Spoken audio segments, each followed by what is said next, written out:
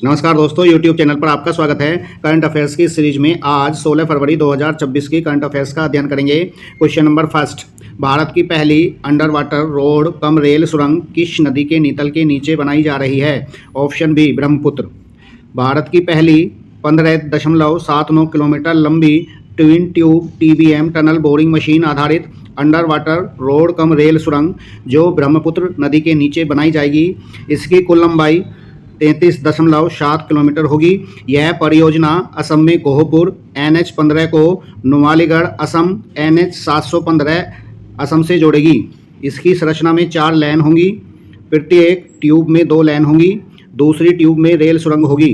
पूर्वोत्तर में बेहतर कनेक्टिविटी और बॉर्डर इलाकों में बेहतर रणनीतिक कनेक्टिविटी होगी। यहाँ पर ये देख सकते हैं, ये गोहपुर है और ये नुमालीगढ़ है, ये ब्रह्मपुत्र नदी है। तो इसमें ब्रह्मपुत्र नदी के नीतल के नीचे 2 ट्यूब बनाई जाएंगी। प्रत्येक ट्यूब में 2 लेन होंगी और एक लेन में सड़क मार्ग होगा और दूसरी लेन में रेलवे मार्ग होगा। ये भारत की ऐसी पहली परियोजना होगी जो किसी नदी के नीतल के नीचे बनाई जा रही है।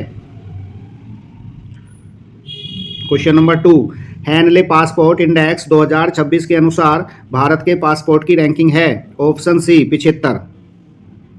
हैंडले पासपोर्ट इंडेक्स 2026 के अनुसार भारत के पासपोर्ट की रैंकिंग 75 है। भारत के नागरिकों को 56 देशों में वीज़ा फ्री गंतव्य या वीज़ा ऑन अराइवल की सुविधा प्राप्त होगी। भारत की वीज़ा फ्री गंतव्य सुविधा 2 देश ईरान और बोलीविया की सुविधा समाप्त हो गई है, लेकिन वीज़ा फ्री गंतव्य सुविधा में गाम्बिया देश जुड़ा भी है।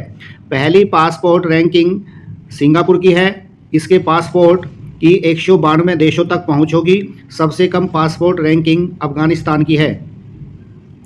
क्वेश्चन नंबर 3, हाल ही में प्रधानमंत्री नरेंद्र मोदी ने असम में गुवाहाटी शहर में कुमार भास्कर वर्मा पुल का उद्घाटन किया है। यह पुल किस नदी पर निर्मित किया गया है? Option D Brahmaputra. कुमार भास्कर वर्मा पुल ब्रह्मपुत्र नदी पर बनाया गया है, जिसकी कुल लंबाई 2.86 किलोमीटर है। यह उत्तरी गुवाहाटी को शेष गुवाहाटी से जोड़ेगा। क्वेश्चन नंबर 4, असम में पूर्वोत्तर की पहली highway emergency landing facility ELF किस हाईवे पर शुरू की गई है? Option B NH 37। असम में पूर्वोत्तर की पहली highway emergency landing facility ELF Dibrugarh जिले के मोरान बाईपास NH 37 पर यह सुविधा तैयार की गई है। इसकी कुल लंबाई 4.2 किलोमीटर है। क्वेश्चन नंबर 5, सिलीगुड़ी गलियारा चिकन नेक परियोजना के अंतर्गत भूमिगत रेलवे का निर्माण किया जा रहा है। इस भूमिगत रेलवे की लंबाई है। Option B 35.7 kilometre.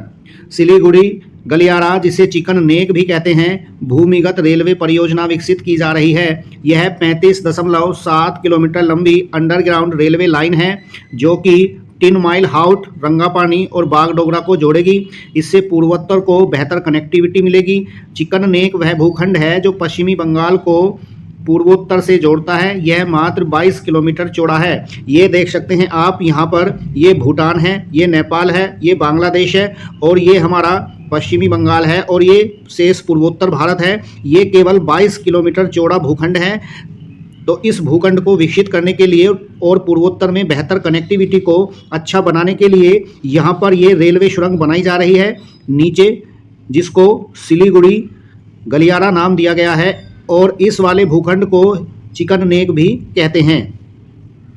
Question number 6, PM राहत योजना के तहत सड़क दुर्घटना में पीड़ित को आपातकालीन चिकित्सा हेतु अधिकतम कितने रुपए तक कैशलेस उपचार प्रदान किया जाएगा? ऑप्शन ए 1,50,000 तक। PM राहत योजना के तहत सड़क दुर्घटना में पीड़ित को आपातकालीन चिकित्सा हेतु अधिकतम 1.5 लाख रुपए तक का कैशलेस उपचार 7 दिनों तक प्रति व्यक्ति दिया जाएगा। इस योजना का उद्देश्य सड़क दुर्घटना में अधिकतम जीवन बचाना है और एक्सीडेंट के होने के 1 घंटे में कैशलेस चिकित्सा उपलब्ध करानी है।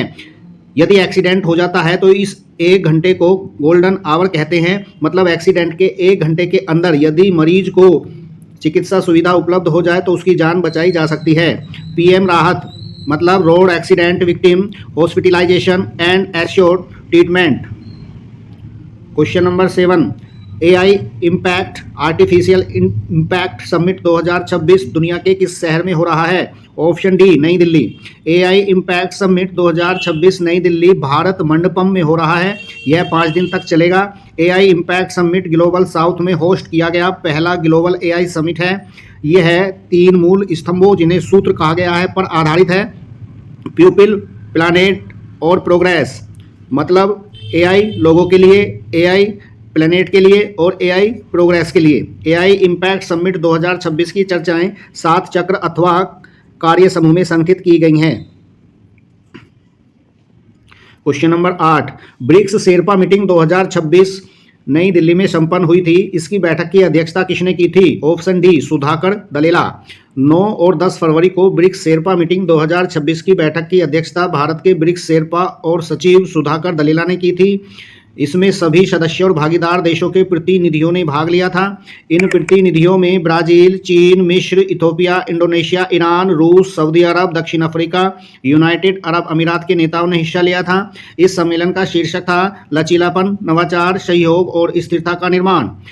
ब्रिक नाम 2001 में अर्थशास्त्री जिम ओ नील द्वारा दिया गया था। इसका पहला शिखर सम्मेलन 2009 में हुआ था। भारत इस वर्ष चौथी बार ब्रिक्स की अध्यक्षता करेगा। इससे पहले भारत ने 2012, 2016 और 2021 में इसकी अध्यक्षता की थी। Question number 9, doctor Haripriya Arvind और डॉक्टर आर वेंकटेश को मोतियाबिंद उपचार के लिए चांग क्रेडल मानवतावादी पुरस्कार 2026 मिला है। यह कौन से राज्य और संघ राज्य से हैं? Option C Puducherry. पुदुचेरी के डॉक्टर हरिप्रिया अरविंद और डॉक्टर आर वेंकटेश को मोतियाबिंद उपचार के लिए चांग क्रेडल मानवतावादी पुरस्कार 2026 मिला है। ये थी हमारी 16 फरवरी 2026 की करंट अफेयर्स की वीडियो को लाइक और शेयर सब्सक्राइब करें, साथ ही बेल आइकन भी प्रेस कर दें ताकि आपको सभी वीडियो के नोटिफिकेशन मिलते रहें। वीडियो देखने के लिए आपका बहुत बहुत धन्यवाद।